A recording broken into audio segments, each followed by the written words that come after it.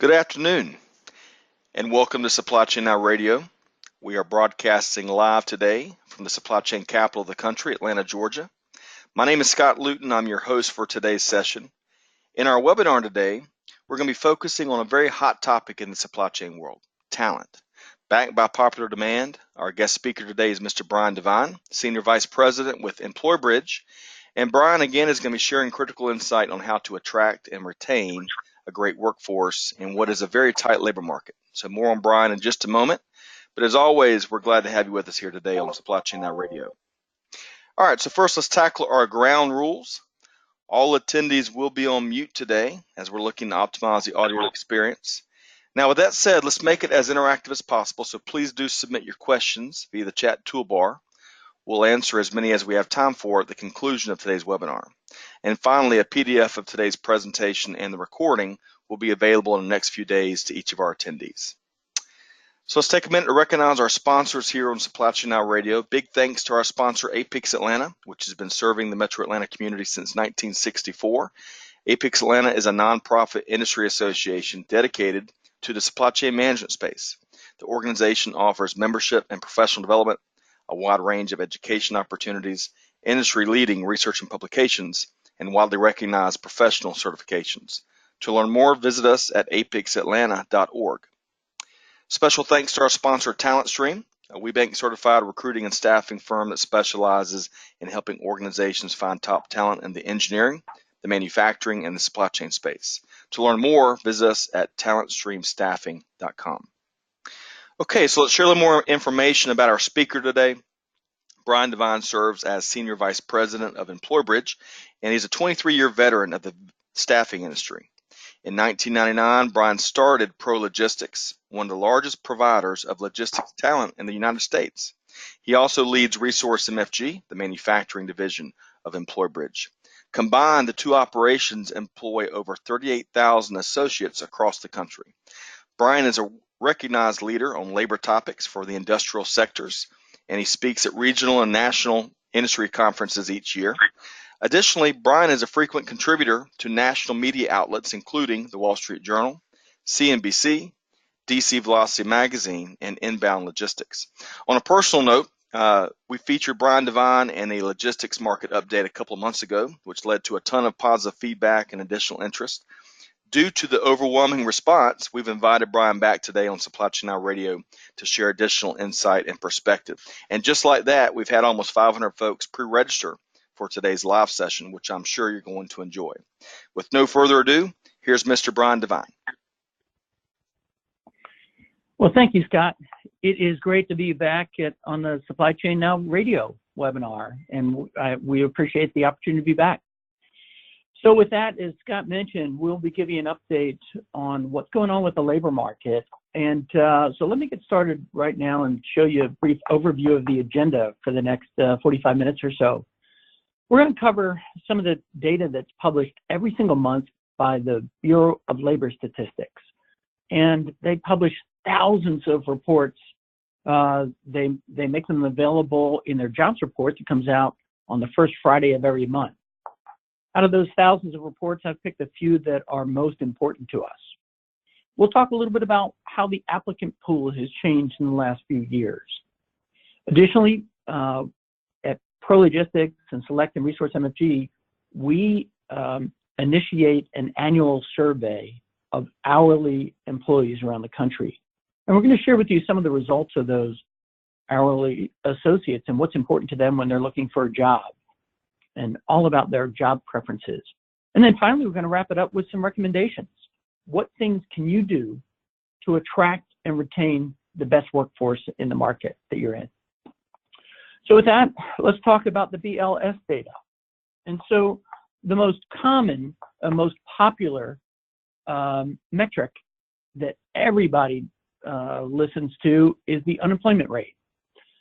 And the October unemployment rate across the country was 3.7%. As you can see, that has dropped steadily since the recession. In our recovery, it's been declining month after month after month, basically, for the last 9 years. So I happen not to be a big fan of percentages. I don't think that they mean that much to most people. So what does 3.7% actually mean? And how is that different from 4.1% or 3.2%? So I want to put this in perspective for you. So what does 3.7% mean? I want you to picture a room with 100 people in it, and that represents the labor market. Now, I want you to remove the best 96 workers, and that's what you're left with in terms of unemployment. Of course, some of those are great workers, but many of them are not. And so hopefully that little image there better defines what 3.7% unemployment means. So let's take a look at some of the local statistics. Since this is a national webinar, I've chosen some cities around the country. Let's look at Riverside in Ontario, California. You can see that their unemployment rate, the local markets come out through the BLS a little later than the national markets do. And you can see that it's 4.5% in Ontario, California. In Nashville, Tennessee, the unemployment rate is 3.1%. And then in Atlanta, Georgia, where I'm talking to you from, is 3.6%.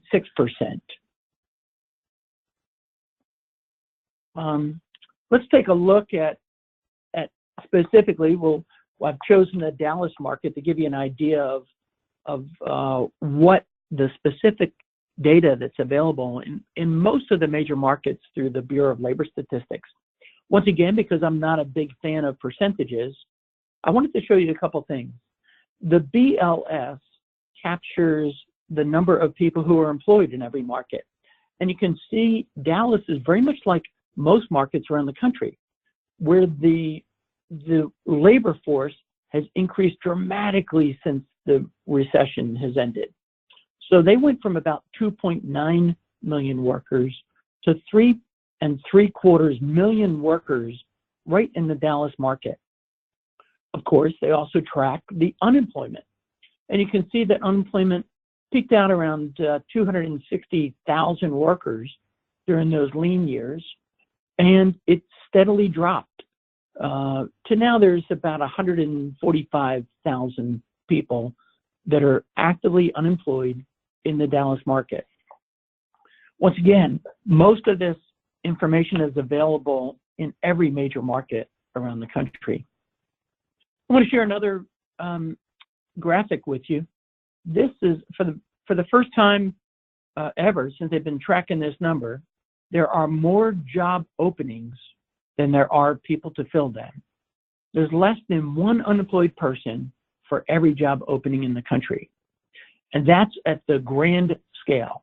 When you're looking for specific skill sets, like machining or welding or forklift driving, or specific production associates, there's probably less than one unemployed person. There's significantly less than one unemployed person for every job opening. Now, another graphic and data point that I like to look at, I think it's very telling, is the number of people who are not in the labor force. So the Bureau of Labor Statistics, they put all of us, once you hit 16 years old, they put all of us in one of three categories.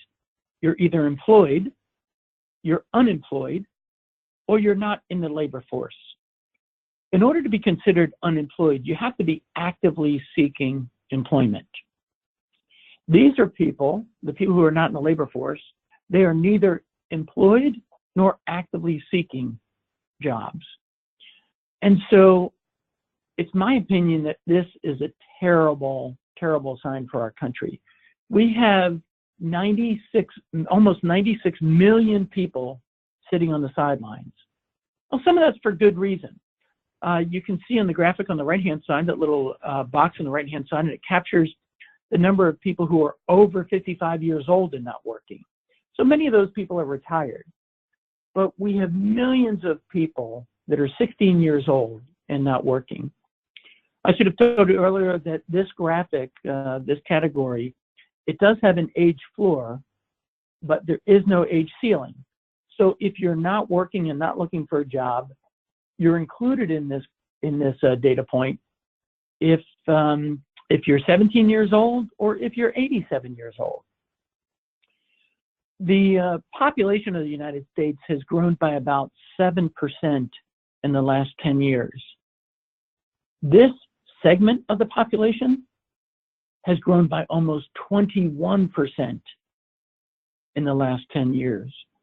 Now, many of us baby boomers are retiring. We're in that 55 and over, 60 and older range. But the growth rate in that portion of the population of the U.S.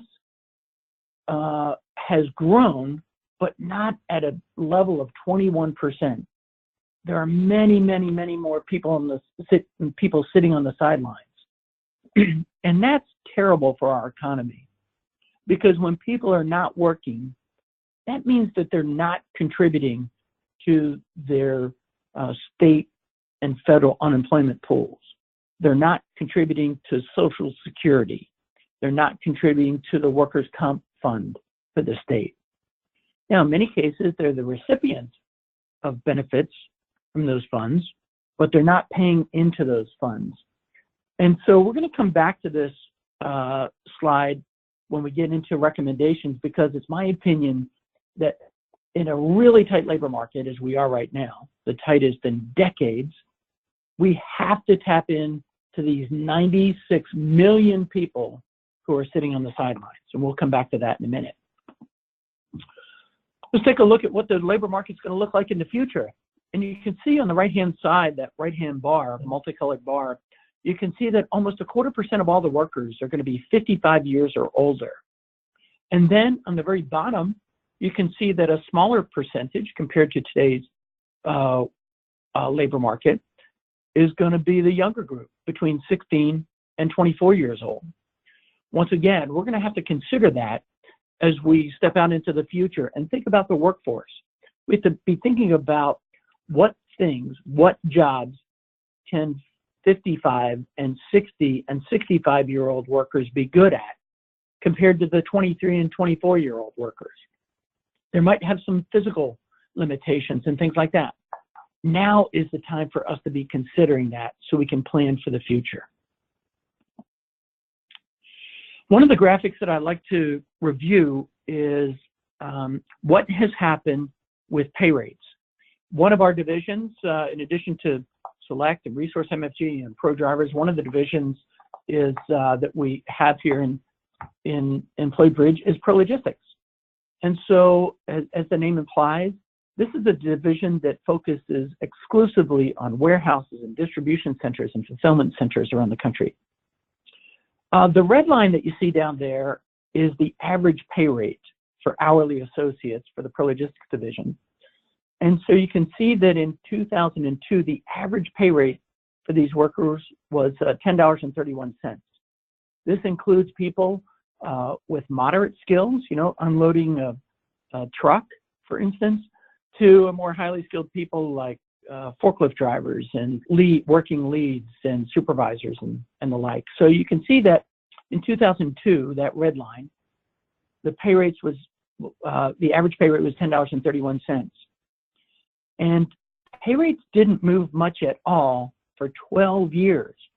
You can see in 2014 that we only increased to $10.88 in 12 years.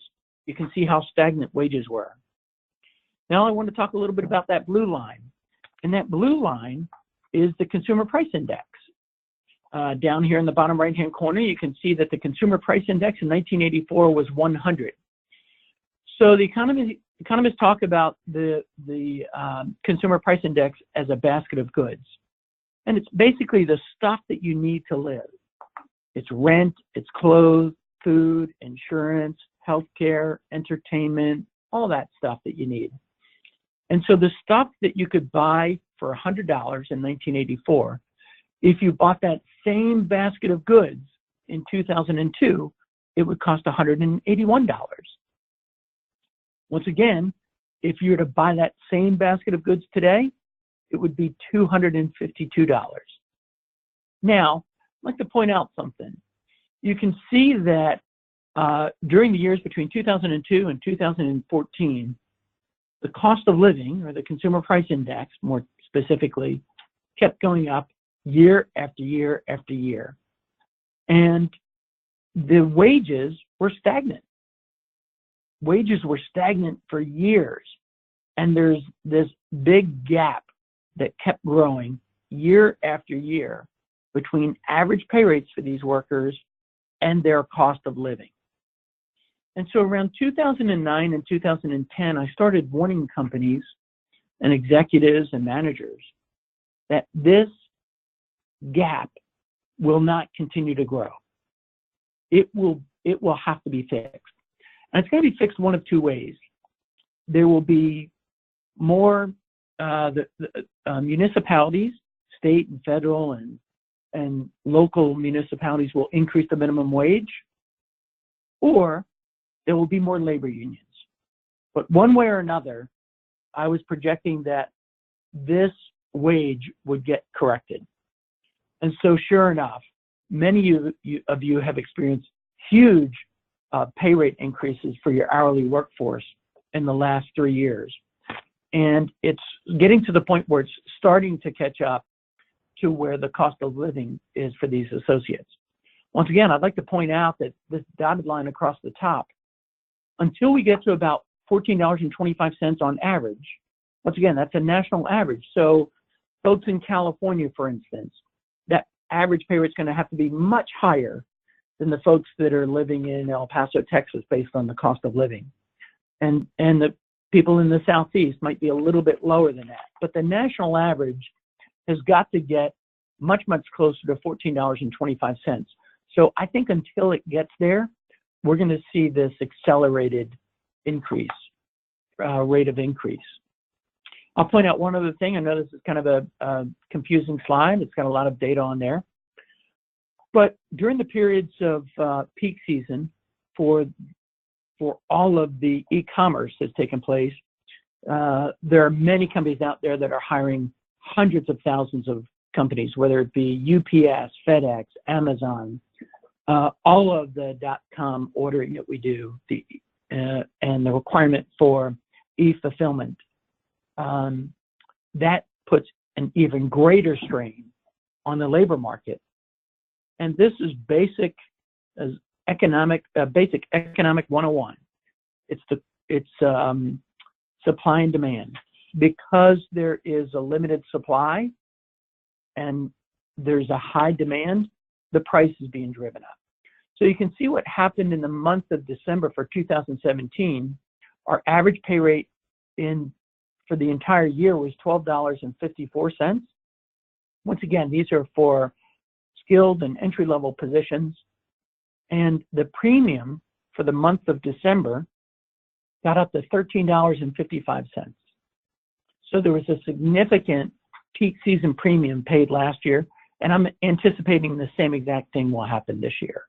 We will get well north of our average of $13.48, which is where we are today. With that, let's talk a little bit about what happens with the applicant pool. And this little triangle represents the applicant pool. I'll point out that it's not the labor pool, but this is the applicant pool. The difference between the two is that there are many great workers in the entire labor pool, but they happen to be working, so they're not active applicants. And then as a percentage, there are more fair and poor workers who are available as in today's environment. So let's go back a few years. Matter of fact, let's go back to 2010. And once again, this is the applicant pool. And this happens to be a scenario for a forklift driver in Atlanta and Chicago. When unemployment rate was at just under 10%, we could find forklift drivers all day long for about $10 an hour. And you can see that because unemployment was so high, we had an opportunity to choose some very good workers. And we could literally screen out those poor performers. And that was back in 2010. Now let's take a look at 2018. $10 an hour, first off, doesn't even show up. When unemployment rate is just north of 3%, and by the way, in many markets around the country, our unemployment rate is a lot lower than 3%. You can see that that's the applicant pool that you have to choose from. Now, I'm often asked, can I get good workers? I can't get good workers. I can't find good forklift drivers. The answer is there are plenty of good forklift drivers out there, but they happen to be, the requirements are $15 and $16 an hour. And once again, I want to point out, this is a national webinar. These are pay rates for Atlanta and Chicago. There are places in the Northeast where pay rates are significantly higher. Once again, in California and Seattle, we're seeing pay rates where the minimum wage is significantly higher than the national minimum wage.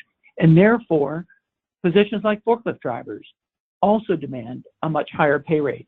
But this will give you an idea of what it's like in Atlanta and Chicago and many of the other markets that we service around the country. So now let's talk a little bit about the employee survey that we do every year. By the way, this year we had 25,000 participants in 2 different surveys. One was focused specifically on logistics workers, and the other was focused specifically on manufacturing workers. And you can see the types of positions that we surveyed: forklift drivers and general warehouse and order selectors and unloaders.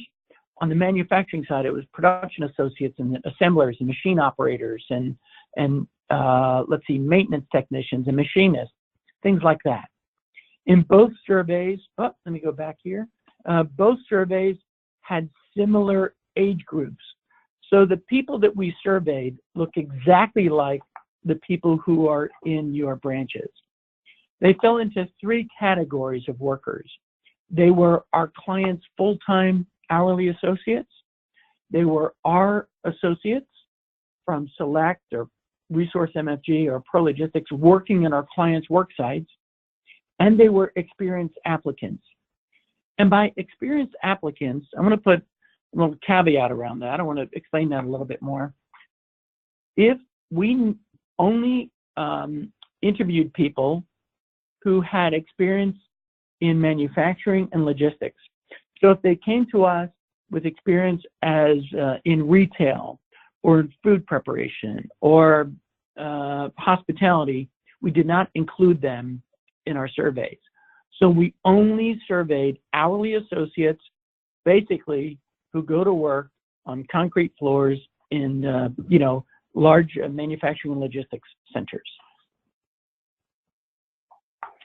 So we asked each one of them, what's most important to you when you're looking for a job? And you can see year after year after year, the single most important thing that associates look for, that applicants look for, is what's the pay rate? Followed closely behind by job security. So these associates actually need a good competitive pay and good solid work schedule of about 40 hours a week. So if you have a great pay rate, but you have a lousy schedule and you send associates home after 2 or 3 hours on their shift because there's not enough work, that's a kiss of death for these associates. Also, so they're looking for a combination of great pay and great job security. And that has not changed. Let me show you what has changed throughout the years. And this is based on what's happening in the economy. Many of you remember the Great Recession that took place in 2009 and 2010. And I'll ask you to keep in mind that when we survey associates, they're thinking about the previous year. So in our 2010 results, the associates are thinking about their work life in 2009.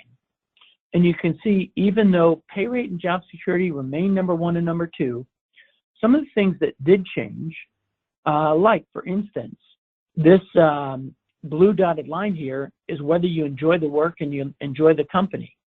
And you can see during the recession, associates didn't even expect to like the work. They just took any job they could on any shift. They didn't expect to like it, and because they couldn't be picky.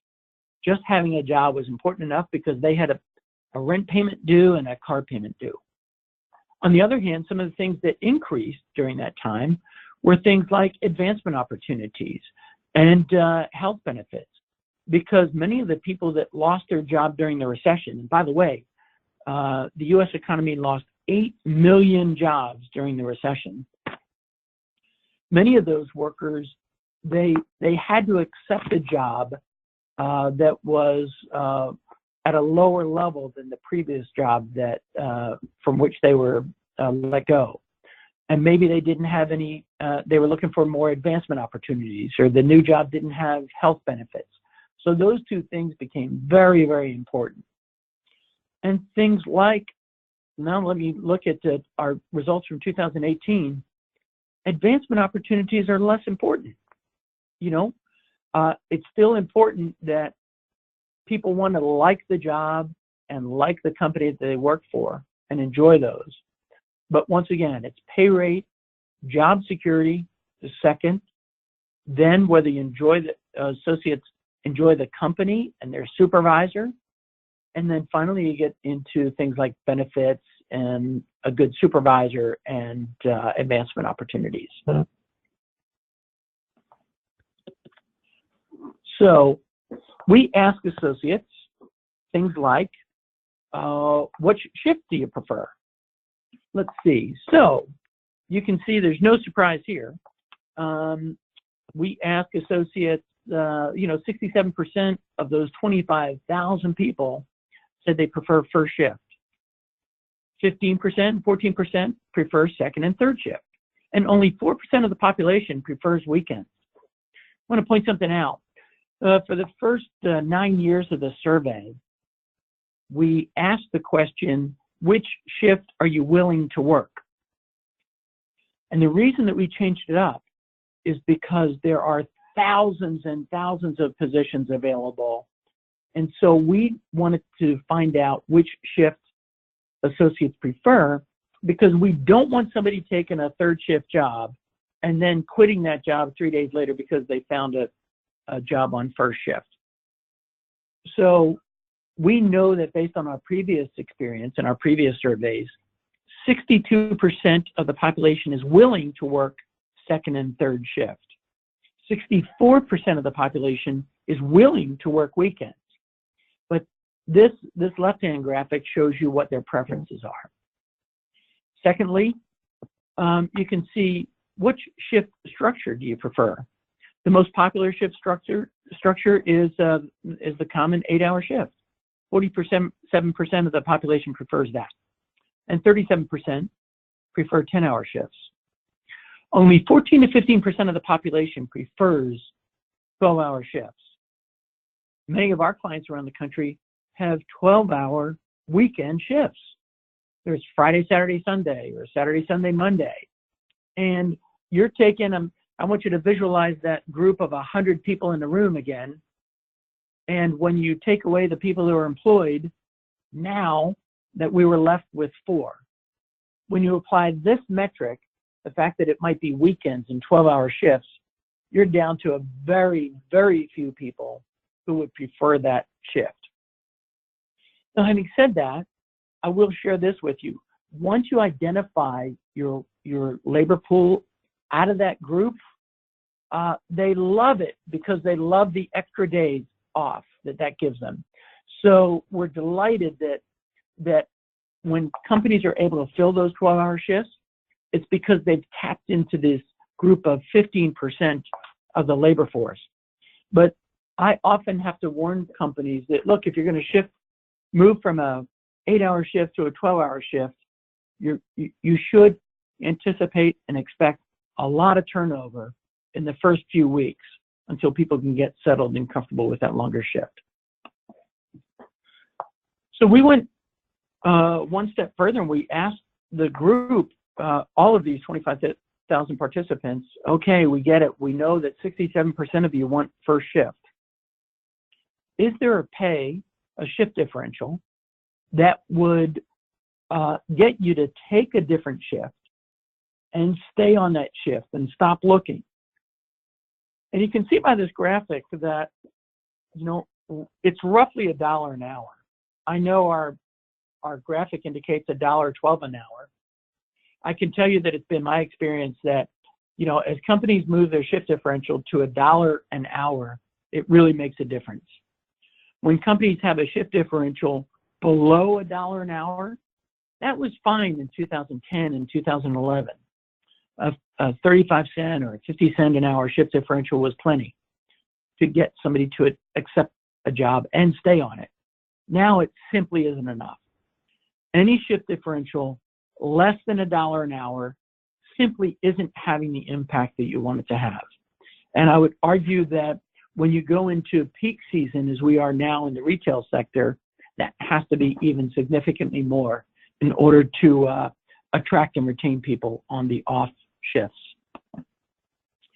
We ask associates, what's most important in terms of PTO? Now, we ask them, would you rather have an extra $1 an hour, or would you rather have 5 days paid leave? This looks like it might be contradictory to the very first question that we asked them when they said that pay is the most important thing. Let me point this out, that the first question asked them when they're looking for a job, what's most important. This question assumes that they have a job. Now, would they rather have 5 days paid leave, or would they rather have an additional $1 an hour? In this case, the vast majority of workers would rather have the 5 days paid leave. And so that's something to keep in mind. For the average pay rate of 13 or 14, even $15 an hour, it would only cost companies about 45 cents an hour to offer 5 additional days off during the year. And we're going to come back to that in a minute. So we know people leave one job for another. And so we ask associates, if you left one job for more money, how much more did you make in the new job? And 86% of the people made $1 more an hour. And guys, when you're making 13 or 14 bucks an hour and you have an opportunity to make an additional $1 an hour, that's game changer for you. And you can see 28% left for $2 an hour more. And once again, if you go back to the pay grade graph that I showed earlier, we still have some catching up to do. I think that pay rates are going to continue to rise until we get well north of $14 an hour on average. We asked a pretty prickly question for some companies. We ask associates, what's your opinion of labor unions? And you can see that 33% of those 25,000 participants think labor unions are good for employees. 6% think labor unions are bad or not good for employees. And an astonishing 61% are either undecided or they don't know that much about labor unions. Once again, I'm going to refer back to that pay rate tracking slide, that red line. And this is why I warn people that unless there was an adjustment to pay rates, as a matter of fact, I would argue unless there was a correction, not only an adjustment, but unless we corrected pay rates for this group of associates and we made it align much more closely to the cost of living, we would have seen much more labor union activity. So I'm delighted that companies took the bull by the horns and changed their pay rates, because otherwise we would, I think, see much more labor union activities. So we also asked this group of associates, have you worked 2 jobs simultaneously in the last 12 months? And you can see almost half of the participants had 2 jobs. And they had 2 jobs not because they wanted to, they were trying to make the ends meet. And you can see on the right-hand graphic the number of hours that each of those associates worked. 12% of them had 2 full-time jobs at once. And a full quarter of them were working more than 30 hours a week on their second job. So with that, let me get into some of the recommendations for us. So the very first thing is you've got to review your pay rates at least twice a year, and you have to make the appropriate adjustments. And I hear from companies all the time, we simply can't afford to change the pay rates for our 400 associates. First off, I'd give you some pushback on that. In many cases, you simply don't have a choice. You have to change the pay rates. Secondly, I'd say the first step is to identify those critical positions, those 15 or 20% of the positions that are in your facility that make a big impact. Just because you can't change all 400 pay rates doesn't mean you can't change 50 or 60 or 70 of them.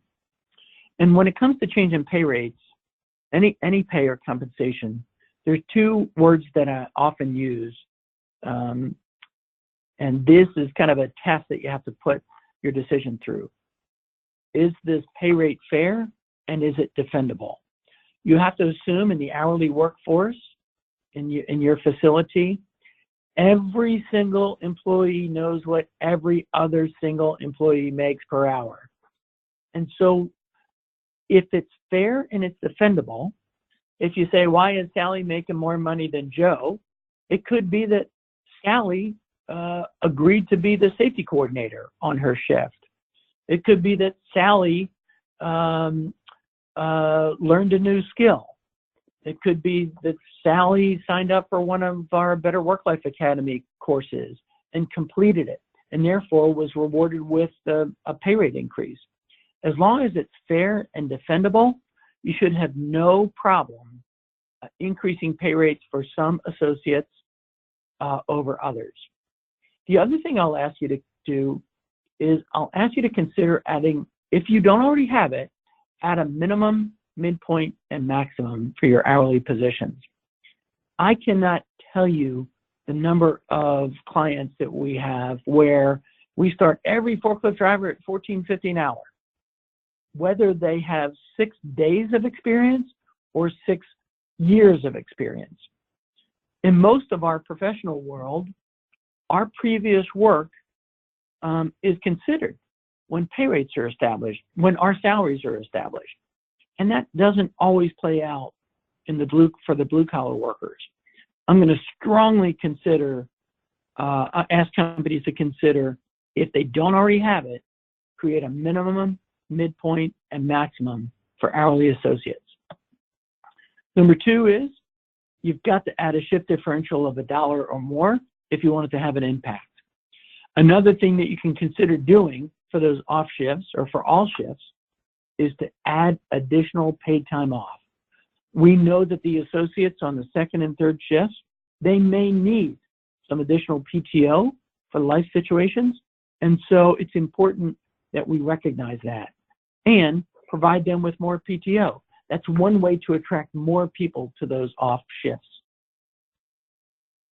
Thirdly, we'll ask you to modify your attendance policy, especially during peak. Now, most of the time, HR people and operations managers want to throw things at me when I suggest this, to modify your attendance policy. But I'll ask you this. Some attendance policies, I'll give you an example. We do business with a company in Memphis, Tennessee, and they have a very, very, very busy peak season in the spring, where they were working their full-time employees and our associates 23 days straight without a break. No weekends, no break at all. And their attendance policy called for the worker to get the same number of attendance points if they missed their 22nd day as if they missed their 3rd day. And so the other thing that happened in this company is that in the afternoon, this was a first shift job. In the afternoon, they would find out at 2 o'clock what time their first shift started. Their first shift was scheduled to start at 7 o'clock in the morning. But if they got in a lot of orders that afternoon, that next day's shift started at 5:30 in the morning. Well, if somebody clocked in at 5:35 when they were originally anticipating a 7 o'clock start, if they clocked in at 5:35, they got an attendance point. I would argue that many of those workers, they didn't have rides to work at 5:30. They made plans for arriving at work for a 7 o'clock shift. They don't have childcare for a 5:30 call. Sometimes these hourly associates, they don't have the appropriate childcare. They don't have transportation, and so forth. So when companies say, yeah, there's a mandatory overtime, well, that's fine for us because we have our own car. We can make the accommodations for childcare and other things. Many of these hourly workers simply can't. So I want companies to look at their attendance policy and modify it. So because when you're in a tight labor market as we are in right now, the idea behind an attendance policy is you're going to terminate somebody with poor attendance and replace them with somebody with a better attendance practice. The fact of the matter is, when you are in a 3.5% unemployment market, you're probably replacing somebody with poor attendance.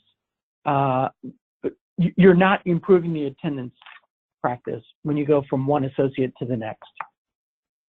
The next thing I want you to do is think about investing time and energy in an employee engagement program. Once you get employees into your facility, you need to love on them. You can't take them for granted. Some programs will cost money. It could be, a free lunch. It could be safety awards. It could be all kinds of things. There are other things that cost no money. You can't imagine how impactful it is to have a supervisor or a manager stand by the time clock as associates are checking out for the afternoon and saying, thank you, Tom. Thank you, Sally. Thank you, Jose, for your good job and your good work today. Just that little act of standing by the time clock and not berating the employees, but the opposite, thanking them for a good day's work, that costs absolutely nothing, and it has an enormous impact on your retention. And then finally, one of the most important things that I think that companies can do to attract workers and retain them is add part-time and flexible shifts. I'm going to go back to the slide that showed the number of people who are currently not in the labor force. There's 96 million people sitting on the sideline. Once again, many of those people are retired and have no interest in working at all. Many are stay-at-home parents. Many are students. Many are retired folks. Those groups of people are not able or willing or desirous of a 40-hour work week. You can get 20 great hours of work from them, or 25 great hours of work. As a society, we have to tap into that workforce. And the way to do it is to create attractive schedules for them, whether they be flexible schedules or specific schedules, but less than 40 hours a week. Honestly put, there simply aren't enough workers. You saw that one of the first graphics I showed there's less than one unemployed person for every open job orders. So we must tap into that workforce that's sitting on the sidelines. And a flexible schedule and good competitive pay rates will pull those people back from the sidelines. And finally, so the 4 big takeaways from this presentation today. The first one is hourly associates think differently about their jobs than we do about ours. I've seen many surveys, employee surveys over my career, and typically pay rates or compensation is ranked either 3rd, 4th, or 5th. And you can see year after year in our surveys, pay rate ranked number 1 year after year. And the way I describe the difference is that most employee surveys capture people making 30 grand and 50 grand and 80 grand and $100,000 a year. You don't leave a $75,000 a year job for $77,000, but you leave a $12 an hour job for $13 an hour. So it's terribly important that we, the management team and your executive team understand that the hourly associates simply think differently about their jobs than we do about ours. The other thing is, one of the other big takeaways is when you're recruiting from the currently employed pool, which is what we're doing now, that's entirely different from recruiting from the unemployed pool. And so you have to think about it differently. You have to think, how can I dislodge a person who's currently working? What can I make about my job that would be better than the job that she's in right now? Finally, I want you to look at your workforce policies and make sure they're having the intended effect. We talked a little bit about the attendance policy, but it's also things like, look, if you have project work and your company policy is that you require a high school or GED for a 2-week project or a 6-week project, why is that the case? Why have a complete criminal background check that goes back 10 years for a project that's going to be just 2 or 3 or 6 weeks if you have no intent of hiring that candidate on full time? So I want you to look at your workforce policies and make sure that they're having the intended effect. And then finally, I'm going to ask that you have empathy for the hourly workforce. I do not want you to have sympathy. I'm not asking you to have sympathy for the hourly workforce, but I am asking all of you to have empathy for the hourly workforce. And so to drive home this point, I'm going to ask you guys to think back as to when was the last time you pulled up to a gas pump and did not fill up your car because you didn't have enough money. My guess is that you can't imagine it, or you can't remember it. So your hourly workforce, and I want you to really understand this point. Many of your hourly workers, they're pulling up to the gas pump and buying gas 4 gallons at a time because that's all the cash that they have. And so when they show up to work on a Wednesday and they get sent home early because there's not enough work, that just used up a portion of those 4 gallons that they didn't have budgeted. So I really want you to have empathy for these the hourly associates. And with that, let's see, Scott, I think we're done. So I think I can turn it over to you. Fantastic. Well, great information once again, Brian. Really appreciate your time today. To our audience, we've got a special treat as we get to spend the next 10 minutes or so posing questions to Brian and picking his brain. What a lot of great information and very actionable information he shared. So again, a quick reminder to our audience, if you'd like to submit a question, please use the chat toolbar and submit that question, and I'll pose that verbally to Brian, and we'll get his take there. So Brian, moving into peak season, really appreciate it. Is this the hardest time to maintain a full-fledged workforce with your clients? Yeah, Scott, that's a great question. And we're seeing that, well, we saw effective November 1st that Amazon changed their pay rates to $15 an hour.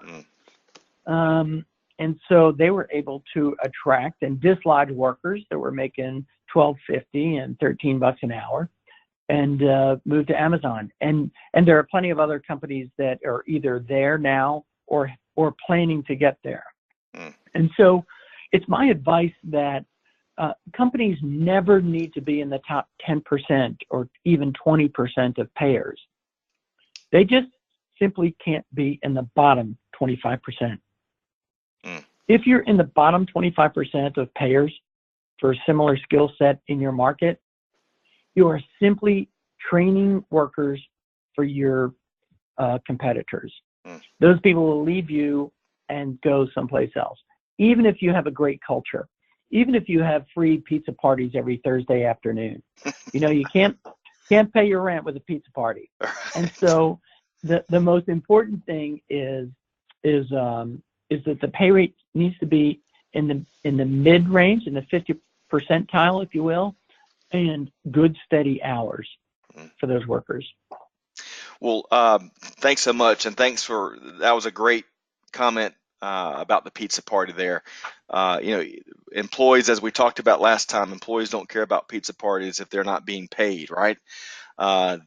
Paid well and paid competitively and being taken care of. So thanks for making that point. And with that, the other questions have flooded in. So to Jeffrey and to Tom, you both asked about getting a copy of the PowerPoint. We're going to offer a copy of this presentation on a request basis. So we'll be providing Brian Devine's email in the follow-up communication, and then as those requests come in, Brian and his team will get the deck out. So thanks for asking that. Moving on to Sandra's question, Sandra asked, any special tips on attracting seasonal workers? Yeah, Sandra, once again, my argument is that we have to tap into those people that are sitting on the sideline, those 95 million people. So seasonal workers, once again, the basics have to be there. It has to be a good competitive pay rate. But once the pay rate is competitive, I would encourage you to make your shifts attractive for students. And once again, we're talking about 20 to 25 hours a week. You want them to be those shifts attractive to students, and you want them attractive to stay-at-home parents, people who can drop their kids off at school, work 6 hours, and then be there to pick the children up. So you really want to tap into that group. You also, we're seeing more and more companies, particularly in the logistics space, hire high school kids. And if the high school kid is used to making, if his buddies are making $10 an hour working at a pizza joint, and you can pay them $12.50 or $13 or $14 an hour, you can have a pick of the litter. And so once again, I'd encourage you to look at what job requirements do you have, what hurdles do you have that are limiting that applicant pool. But we see a lot of people that are willing to take second jobs for peak season. We have a huge project that we do for the U.S. Postal Service here in Atlanta. And for just 4.5 weeks, we are able to attract 2,100 people to work. Typically, it's a night shift. You can imagine as we all go buy our holiday presents and get them in the U.S. Postal Service, the U.S. Postal Service has to increase their staff around the country dramatically.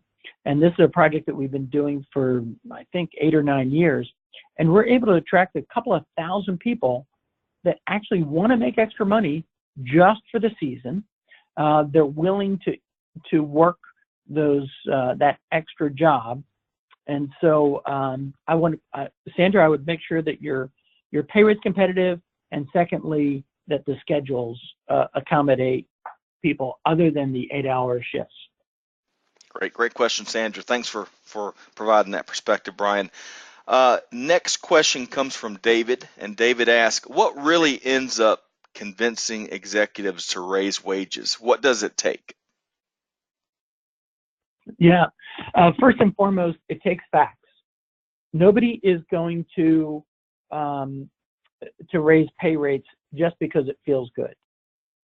And there has got to be a benefit to the organization. Secondly, I'd say that in some cases, you have to, the penalty has to be big enough. And by penalty, I mean, I've given this presentation several times, and during one of the meetings, that same question came up.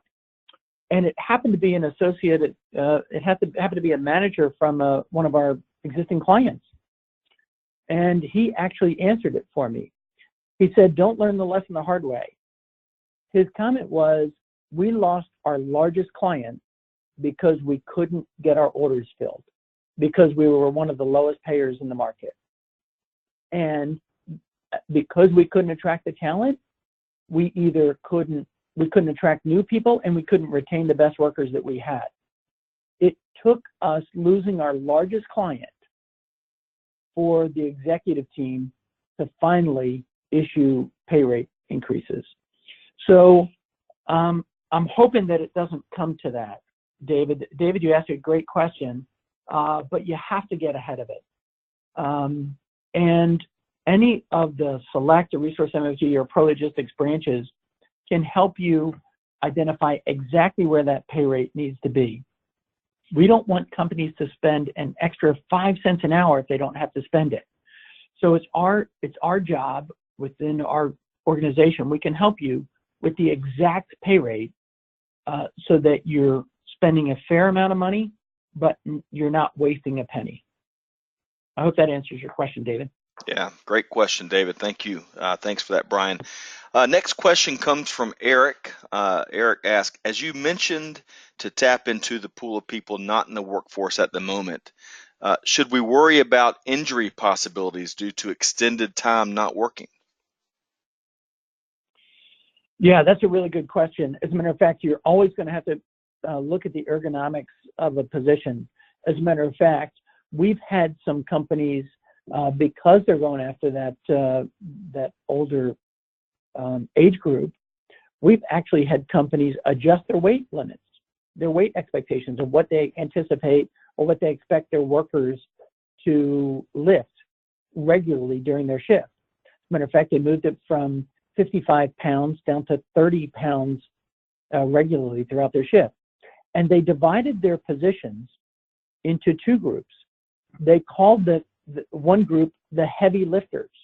And as a result of being a heavy lifter, those people earned an extra 75 cents an hour as a heavy lifter. So Eric, you bring up a really good point. If you're going to attract those older workers, you may choose to look closely at the activities. Can you break some of those activities up and have some of the less strenuous jobs done by the older workers? But we see that many of those older workers are also great workers. They have a great work ethic. And some of the modest accommodations that you might have to make to attract them are well worth it. And by the way, we're at a point now where we simply don't have a choice. There simply aren't enough workers in the market, so we have to do things differently than we've done in previous years.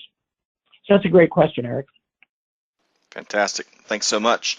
Eric, another quick point as some of the questions come in. Again, the PowerPoint will be available on request, and we'll be providing Brian's email address. A recording of the actual presentation will be made available to all the attendees, and that'll be going out along with the some follow-up information to each of the registrants. So again, both will be available. Last question here comes from Emily. Brian, what seems to be the most effective way to attract new employees? And she uses the example of it as of a job fair. Okay, yeah. So, yeah, we've had a lot of success in job fairs, but you also want to make sure that you're making it easy as possible to apply. Emily, I'm assuming that you have a way for associates to apply online. I'm hoping that that's the case because you want people to be able to apply online. Secondly, you want to address them very, very quickly. As a matter of fact, we've done a study here, and we know that when somebody applies online, if we don't contact them within 3 hours, it used to be a day and a half, but now it's within 3 hours, they will have moved on to the next opening. And so you have to be very, very quick to respond to people once they apply online. So make yourself readily available. Think through the idea that most of the labor pool is working. So you're going to want to make yourself available in your recruiting efforts at times when it's convenient for the applicants. That might be weekends, it might be evenings, and you have to think of the location. You can't make it hard to find you. So you have to be very, very prompt, and you have to be convenient. And things like job fairs are great. You can reach out to community colleges and even high schools, depending on the complexity of the job. Good question. Yep, great question. Thanks, Emily. And unfortunately, we're not going to be able to get to all the other questions that were submitted. If you please reach out to Brian and his team, I'm sure they'll like to compare notes offline and offer to share their perspective. So, Brian, if we could go back one slide, because we've gotten a lot of questions around the deck. Yeah, here we go. Oh. So, everyone will get this information as a follow-up, but just a real quick announcement. If you would like a copy of the PDF version of the presentation today, please shoot Brian Devine an email at brian.devine@employbridge.com, and we will get that out to you. So thanks for that. Okay, so that concludes our Q&A session. Big thanks to all of our participants, and of course, a lot of great questions there. I wish we could have gotten all of them, but time is certainly a constraint. We're going to be concluding our session this afternoon on a few final items. First off, Supply Chain Now Radio has recently rolled out a text-to-subscribe feature for our webinar programming. So if you're a regular attendee for our webinars, no need to continue to register on a one-off basis for our programs. To be auto-enrolled for all of our webinars, text Supply Chain to 42828, and we'll take it from there. This might make your life a little easier, and that's what we're certainly trying to do here. Secondly, we'd invite our audience to join us for one of our upcoming webinars or podcasts. I think we've got several intriguing sessions on the docket. Tomorrow, November 8th, we're going to be featuring top levels of leadership from Gray Orange, which just set up their North America headquarters here in Atlanta, and Logility on a 10:30 a.m. live podcast. Friday, November 9th, we're going to be conducting our latest episode in a leadership-themed podcast on Supply Chain Now Radio, which is kindly sponsored by our friends at the Effective Syndicate. So you can tune into that as well at 10:30 a.m. And finally, our next webinar is December 11th, where we're going to be featuring Jessica Clayton of Talent Stream, offering her observations from the 2018 supply chain talent market. Again, talent is certainly on the tip of everyone's tongues here, so hope you'll join us for that. On a separate note, if you're interested in pursuing your supply chain management certification, be sure to check out our APIX Atlanta CSCP and CLTD boot camps at Georgia Tech's Supply Chain and Logistics Institute. Those are scheduled to go to take place in December 2018. And finally, one final note here, mark your calendars for the 2019 Atlanta Supply Chain Awards. APIX Atlanta, CSCP Atlanta Roundtable, and the Metro Atlanta Chamber are all partnering to recognize the best and brightest in supply chain in the hashtag Supply Chain City. So save the date, March 12th, 2019. Sponsorships are available now. Nominations will be opening in about a week on 7 or 8 different awards. For more information, feel free to send a note to EVP for Executive Vice President at apixatlanta.org, and we will make sure you get that additional information. On that note, feel free to reach out to me if there's anything we can do to serve as a resource for you and your organization. So as we wrap up today, we'd like to give a big thanks to our guest speaker, Brian Devine with EmployBridge and ProLogistix, for this very helpful presentation and all of his valuable insight, very actionable insight. Special thanks to our sponsors, APIX Atlanta and Talent Stream. Of course, a big thank you to our audience for participating. On behalf of Supply Chain Now Radio, this is Scott Luton concluding today's episode. Please remember our veterans and their service this coming weekend, and we hope to reconnect with you again real soon. Thanks, everybody.